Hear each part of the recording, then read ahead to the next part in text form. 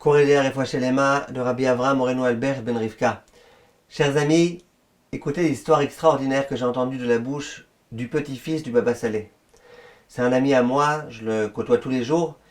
Il m'a raconté l'histoire suivante. Il a dit que on raconte souvent l'histoire du Baba Salé qui un jour voulait procéder à la Birkat Alevana, la bracha qu'on récite sur la lune. Et voilà que ce jour-là, il y avait des nuages et c'était impossible de réciter la Birkat Alevana.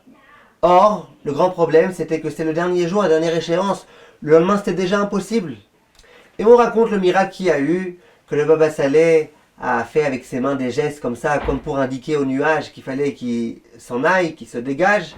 Et effectivement, le ciel s'est dégagé immédiatement et le Rav a pu faire la bracha. C'est l'histoire que tout le monde raconte. Le petit-fils du Baba Salé me raconte, il me dit, mais il y a une autre histoire qu'on ne connaît pas. Une autre histoire à ce sujet. Et une autre histoire qui nous permettra de comprendre la première histoire. Il dit un jour, le Rav était en France. Il était à Paris. Le Baba Salé. Il était à Paris et il devait faire la Birkat Alevana. Il devait faire la bracha sur la lune. Et c'était aussi le dernier jour, ou l'un des derniers jours. Et il y avait malheureusement des nuages. La bracha était impossible. On ne pouvait pas la faire. Voilà qu'à ce moment-là, il y a le Baba Salé qui s'interroge et qui dit, bon, ok, sur Paris, impossible. Mais il n'y a pas un endroit par hasard où on peut faire la bracha. Et là, il y a des gens qui ont vérifié sur leurs appareils, qui se sont renseignés, qui ont téléphoné. Et on lui a dit, oui, Rav, à Marseille, en ce moment, en tous les cas, il n'y a pas de nuages, le ciel est bleu et la bracha est possible. Le Rav dit, il n'y a pas de problème, on va à Marseille. On lui a dit, mais Rav, c'est quelques heures en train. À l'époque, il n'y avait pas le TGV, ça prend du temps. Le Rav dit, c'est pas grave. On va là-bas, on récitera la Birkat Alevana, et après on reviendra sur Paris. Et c'est effectivement ce qu'ils ont fait. Ils ont été jusqu'à Marseille, ils ont récité la bracha sur la lune, et ensuite le Rav est rentré à la maison.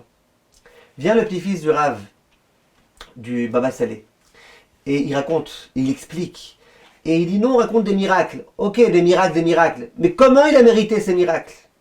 Il dit, quand tu vois la Messirut Nefesh qu'il a fait, pour une bracha, il aurait pu dire, bon, ben tant pis, il n'y a pas, on fera le mois prochain. Non, il est prêt à aller jusqu'à Marseille, alors que le Rav était déjà malgré tout assez âgé, jusqu'à Marseille, pour aller faire que cette petite bracha, qui est une bracha des Rabbanan, c'est même pas une bracha des Horaïta, c'est pas le Birkat Amazon.